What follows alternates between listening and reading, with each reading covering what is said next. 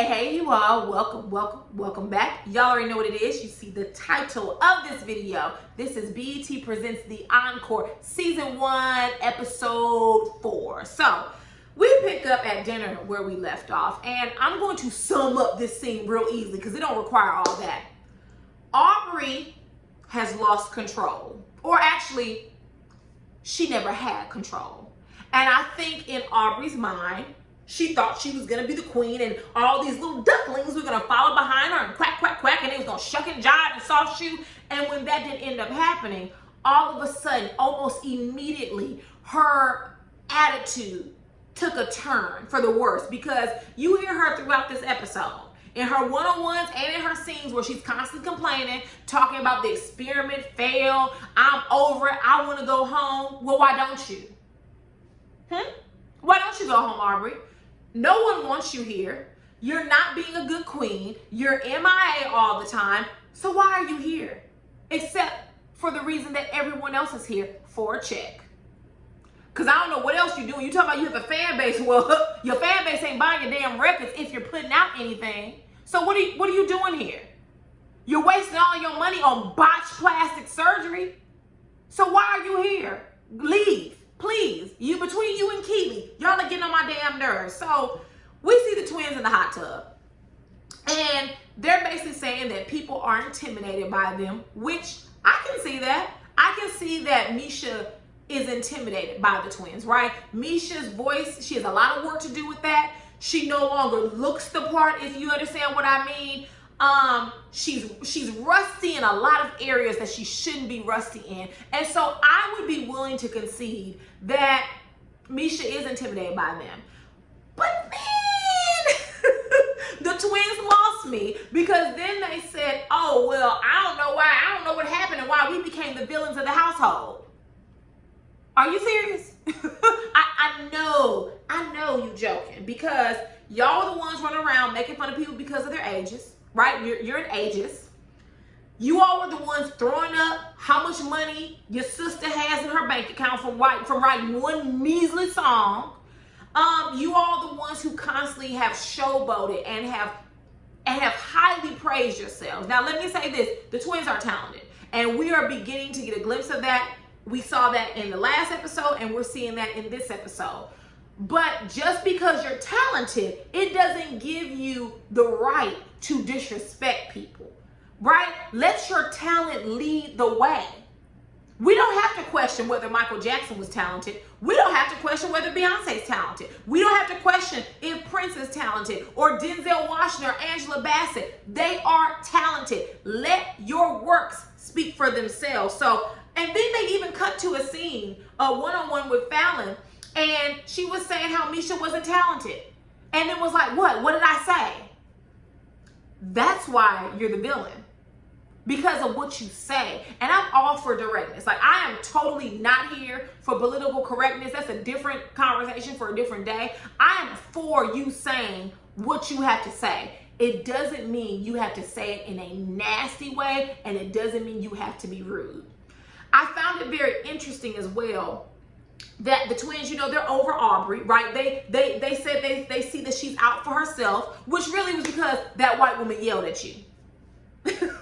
And I ain't mad at it, right? Because I'm gonna tell you now, I don't like people yelling at me in general, but if a white woman yelled at me, oh bitch. Oh no ma'am. We gonna have a real problem, right? But y'all have fallen out of love with Aubrey because y'all was so stuck up her for the longest time. But you make a comment and say that she's off pitch anyway, which y'all don't talk shit to people's faces, twins. Y'all talk cash money shit behind people's backs. And when you're confronted, you backpedal. Oh no, stay firm in your word. If you say it, then stand by it and say, hell yeah, I said it. Because we're going to see that a little bit later with Elijah. Moving on. Speaking of Elijah, wait a minute, is his name Elisha or Elijah? I think it's Elijah, right? I'm going to say Elijah. Speaking of Elijah, him and Aubrey are talking in her room. And Aubrey is, she's doing, okay, I'm not gonna bring race into it. I was gonna say that she's doing the white girl thing where she's pleading her case and making herself seem like the victim, which in case, I think it's just because Aubrey is dramatic and she's a drama queen. So she's pleading her case. She's saying how no one listens to her. They're not on the same page. And then she begins to divert the conversation to the twins, right? And she's like, you know, me and the twins, we're not even cool anymore. And while she's telling them that, she dropped the tea that the twins said that when them and Elijah get in the recording studio, that he know what's up. Basically implying that they're more talented than he is. Like, he know what's up. He know who runs the studio. He know what's good over here. He know what's really going on. And Elijah took offense to that. But Elijah, you the fool. Because you are supposed to be a consummate professional at all times. And you fell for the banana in the tailpipe. When Aubrey told you that, you should have said, oh, really? They said that? What did you say about me? Because just a little lesson that I've learned. When there's one or more people talking shit, chances are the other people are talking shit right with them, or either they're nodding in agreement. They're definitely not having your back.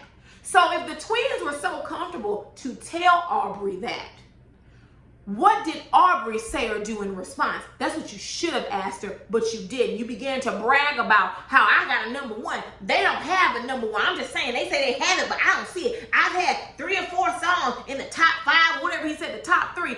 That's all good and well, but you being messy. And you allowed Aubrey to rope your messy ass in.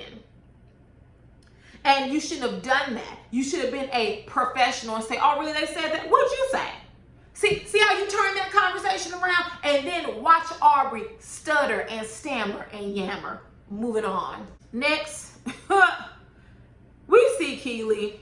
She's in the kitchen talking cash money shit about Aubrey, which I have to say, I'm over it. I'm over both Keely. I'm over Aubrey. I like the show. I'm not saying I'm over the show. The show, I love the show. It's a very good show. I'm over their characters on the show, and here's why. Keely and Aubrey are in a power struggle. For what? I don't know why.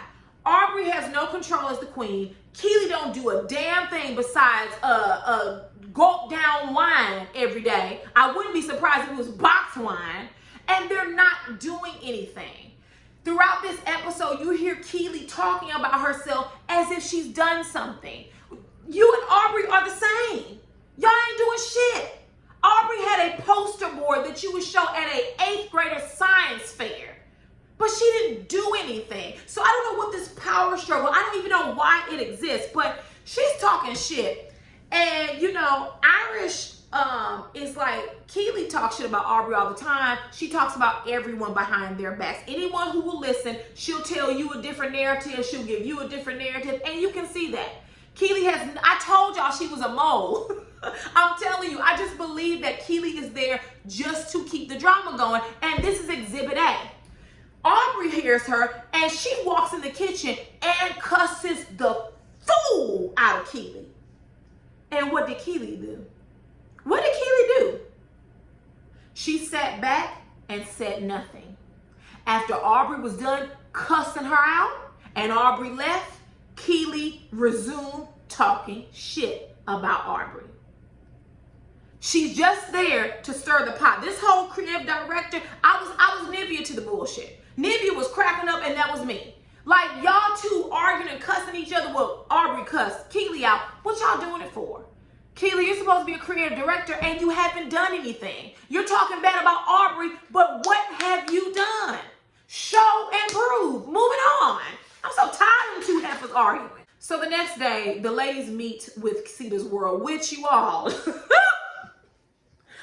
I don't think I realized that Keita was like a live simulation because she asks questions, she listens, and then she responds. I was like, oh my God. I thought Sita was a pre-recorded animation. And I could be wrong, but it appears that she asked them questions, they respond, and she responds to that. I'm like, oh my God. I'm in the Twilight Zone. Like, I was like, what in the Alfred Hitchcock is going on here? Like, I was like, I thought she was animated, right? I didn't realize that she was actually talking to them. But anyways, Sita's like, listen, y'all supposed to be forming a super group. What the hell is going on? Y'all don't have shit together. You don't have even one song where everyone is on it. So what's the problem? Shamari chimes in, basically says, we can't agree on nothing. We agreed on the queen, but after that, the shit fell off the bottom. See, I don't know what to tell you. And she was like, well, you know what? I don't know what to tell you either, because y'all got to get this done. The queen is the queen, and if you don't like her, vote her out. And I thought to myself, easy peasy, vote Aubrey's ass out. we steady arguing. Let's not waste time. If I was Shamar, I would be like, well, you know what? Excuse me, Cita, let's do it now. Like, why wait? Why delay for tomorrow what you can do today? But anyways, Cita tells them, listen, while y'all trying to figure out that hot mess, y'all got to brand yourselves, and you need to come up with a group name. So we will see them work through that this episode, and we'll find out what they name themselves a little bit later. Moving on. Next, we see the twins and Misha talk, which they should have. This was a long time coming. It was about time they have a sit down with one another and really hash out their beef, because honestly, the twins is all y'all's fault. and I know a lot of people love the twins, but they came in very rude, very roguish. They were dismissive. They were discriminating against people because of their age, you know, making fun of them being old when, honey, y'all knocking on the door of 40. And they owed an apology to Misha, and Misha apologized back. And I get that she's hesitant. I would be as well, because I don't know you. Y'all done talked a lot of ish about me. But for now, things seem to be patched up, because I think in the twins' minds, like, listen, we got to get this work done, because although I don't care for the twins, what I see about them is that their foundation is hard work. And if you give them a challenge, they're going to rise to the occasion. So it's probably killing them that folks aren't getting the work done, right? We don't have any songs. Those 3 songs we need, we don't have it. And we need to get it. So why don't we go ahead and patch things up so that we can bring the group together? And that was a good idea. Like, this should have happened earlier. Moving on. Next, these are the scenes that I love with these types of shows, right? We see Pam has written a song. I think the title of it is Only God Knows. And we see her get in the studio. She's writing. I think it was it Felicia or Fallon? I think it was Felicia. Felicia's on the piano. She's trying to engineer and produce and put everything together. And I really love that. Like, that's what I love to see about these shows. I like to see the creation and the behind the scenes and like what they were thinking. And I loved how her and Pam, they were just vibing together. I absolutely loved it. So all the ladies come in and they hop on the song, which I love the song. Like, when we heard the finished product at the end of the episode, I loved it. Who knew? Who knew that Pam was going to write a song and that was going to be the first song where all of them were on it? I actually really enjoyed it. And I don't listen to gospel music. Fun fact about me, I grew up in a Lutheran church. And so I had never been to a Baptist church for many years of my life. The first time I went was with my grandma, my paternal grandma. Hot mess. It was a lot for my young 10-year-old self to absorb. And then throughout college and law school, people would invite me to their churches. I don't, y'all, and all that, and and falling out and doing all, I can't do all that. What did I just step on? I can't do all that. I'm used to worshiping in peace. You know, you say your prayers, you sing some boring hymns, church is only an hour and you gone. When I started going to other people's churches and people was passing out, people was falling on the floor, people was jogging up and down the aisle, I said, oh, this is club heaven. Okay, this club Jesus. Okay, I'm not dissing anybody's denomination preferences. But as for me in my house, I like to worship in peace. So I don't really listen to a lot of gospel music. There are a few songs that I love, like by Yolanda Adams. I think my husband, he enjoys, what's his name? Marvin Sapp. Other than that, I can't do a lot of gospel records, but I did love this record.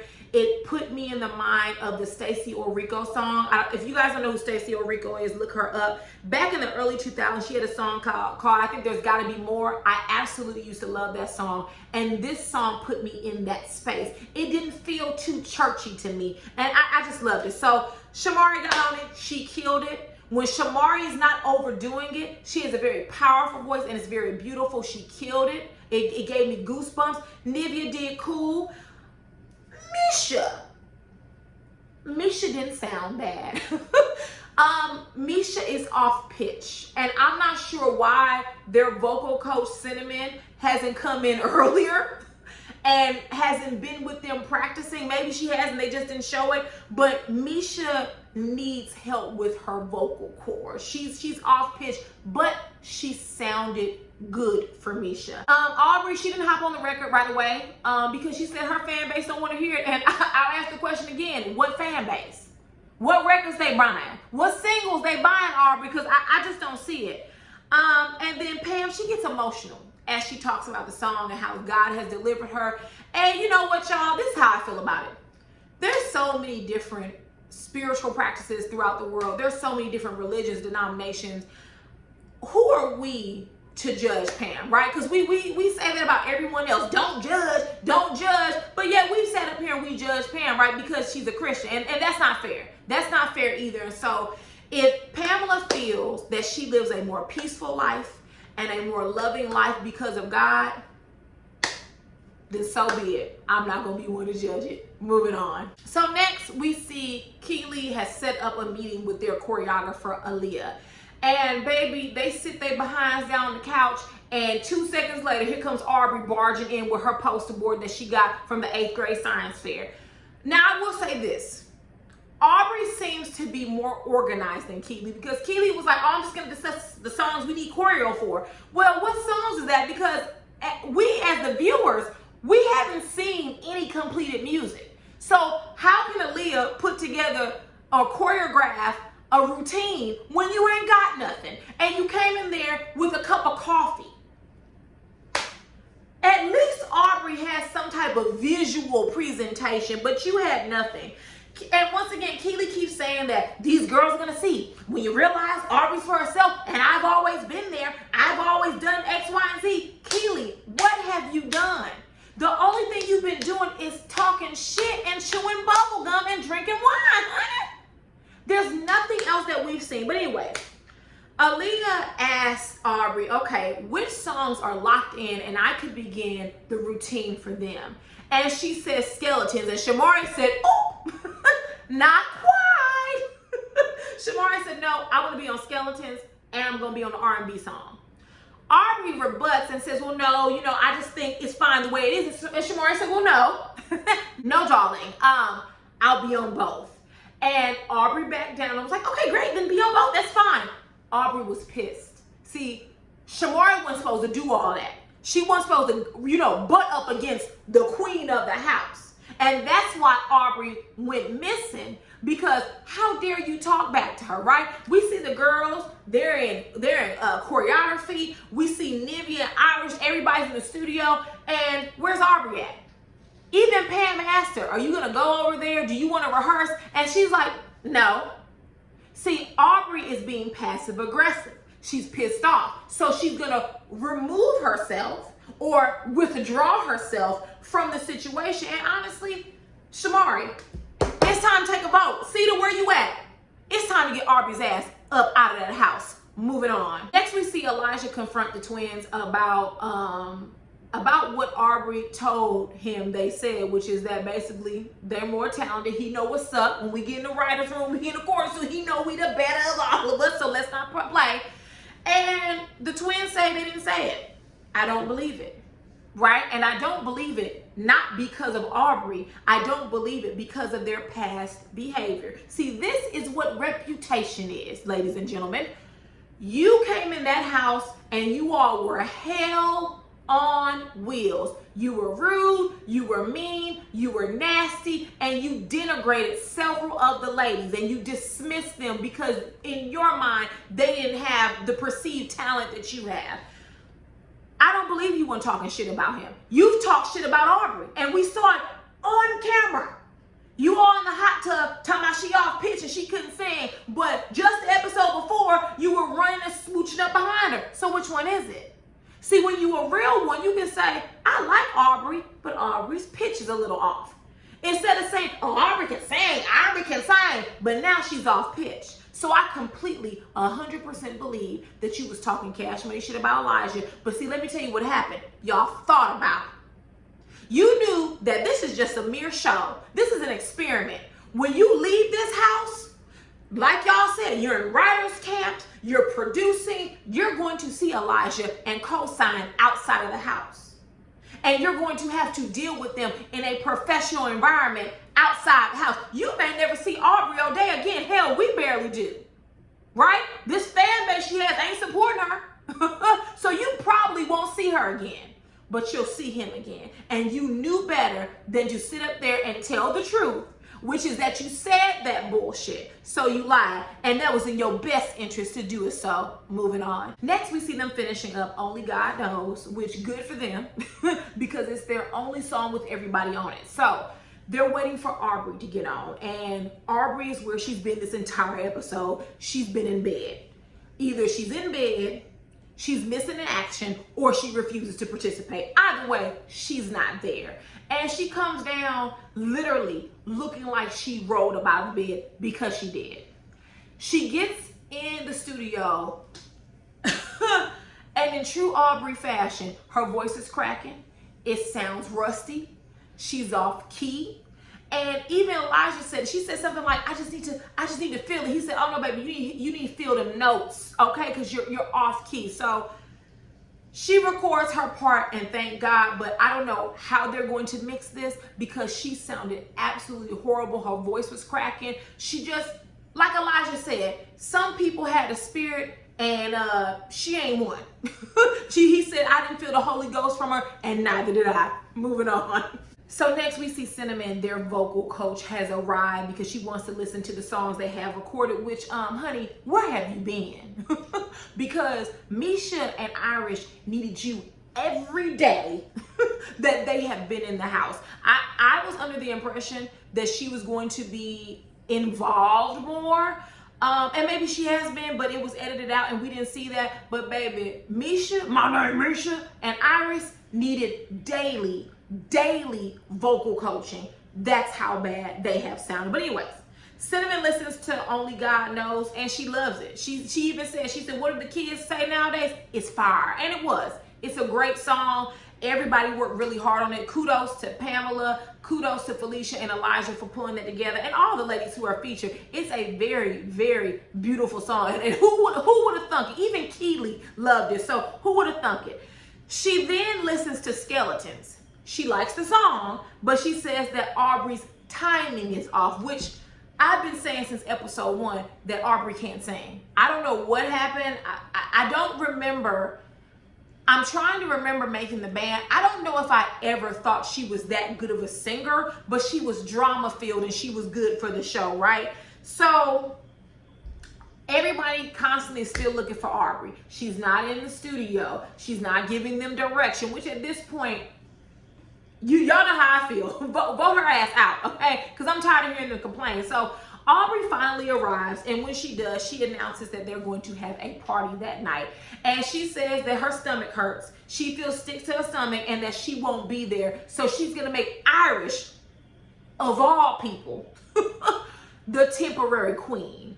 And they were like, so you're not coming to the party? She's like, I will if I feel well, but I just don't feel well. I haven't gotten sleep in days. That's interesting. Because every time we see you, Aubrey, you sleep or either you on the phone. So I know you're not missing sleep. And you damn sure ain't missing a meal either, Aubrey. You thought you got that one over us, right? You damn sure ain't missing any of that. So just say you don't want to be there. See, this is why I don't like this passiveness, this passive-aggressive BS. Just say you don't want to go. They're going to have a party. I'm going to make her temporary queen. I don't want to party with you hoes, okay? That's all you have to say. But you and Keely, y'all got this struggle going on, but y'all never say nothing to nobody's face. But anyways, so they get to the party and they play the game where basically they're asking questions and you have to answer it honestly. So the first question was, who is your celebrity crush? And Pam says, ooh, Lenny Kravitz. And I thought, Pam, he isn't the only celebrity crush you have. Now, I'm going to hell. But that's not the only certainly celebrity crush you have. Then I think that one of the twins said Idris Elba, which Idris is fine, but who is my celebrity crush? I don't know if I would call it a crush, but two people, Jesse Williams and Lance Gross. Oh, only God knows. Next, they asked them, what is the worst stage experience they had? And Nivea said she was on stage and all of her clothes ripped off. And I said, my God. And I believe it because Nivea wears her clothing like Candy wears her clothing. It looks like somebody painted it on her. Like, I mean, literally no room to breathe. So I can believe that Nivea's clothes ripped completely off. And I can also see Nivea looking around and going, oh well, and continuing the show. And then Shamari says, her worst show experience, she was on stage and she fell off. Now keep in mind, they're not singing live, right? They're singing to a recorded track. So she's falling, and she's getting up and she's giggling in the mic and everyone can hear her because the mic is on. They just not using it. So I thought those are pretty fun, lighthearted stories, but then we get to the shit. We get to the shit. And the question is, and Carlos and Todd, y'all know y'all ain't shit for this. They asked, who in the house should be replaced? Dun, dun, dun, dun. And the twins, of course, say that it's Aubrey. And the majority of people agree with her. I don't think Pam said anything. Nivea probably didn't say anything, but Shamari was very vocal and was like, yeah, she's not here. She's always missing in action. So we need to vote her out. And then we see Keely, which I'm tired of Keely. Every 5 seconds, she mentions Aubrey. I keep saying there is a power struggle between them, and I don't even know why it exists. But, you know, Keely says that Aubrey is an emotional terrorist, which I thought that was a little bit too far. I mean, I don't know what she's doing to cause emotional terrorism on someone. It's not that deep. This is an experiment. You guys are getting paid for this. You guys are on a TV show. It's really not that deep. And Irish is like, you know, Keely, she's steady trying to talk people into turning against Aubrey, but Irish, Aubrey did that all on her own. Trust me, Keely might have helped just a little tiny bit, but Aubrey did that all on her own. So they're ready to vote a new queen out, but in the meantime, they are brainstorming names, which I love Nivea. I love my Rainbow Bright, but baby, Nivea came up with Blueprint and I hate it. I hate it because every time I think of Blueprint, I think of Jay-Z. And I'm like, y'all couldn't have came up with nothing, but then I was just as bad because I was like, well, ooh, why don't they say the pink print? Girl, Nicki Minaj. So I don't know what their name should have been. I was expecting a little bit more in the name. Y'all drop down and tell me what you think a good group name for them would have been. I can't think of a name. I feel like it should have been something that was really bright. I don't know, something that, you know, that was creative. I don't know what it should have been, you know, because Keely said in her one-on-one, you know, 30W is stupid, but it was actually I actually like the name 30W, Three Little Women. I thought that was a cute, well, they weren't women at that time, but I actually like the name 30W. Cherish is a good name. Black, BLAQUE. I thought that was a great name. You know, Nivea's Nivea. Total. So, you know, kind of like Total Package, right? So I feel like well, you know what? I hated Danity Kane's name. I forgot how they came up with Danity Kane. If my memory serves me correctly, it was from, was it Dawn? Dawn used to sketch characters, and she had a character named Danity Kane, and that's how they named it, right? I hated that name. It's the stupidest name, Danity Kane. What is that? But I wish they had been a little bit more creative. Y'all tell me what you think. So if there is nothing else, I will see you all later. Mwah. Bye-bye.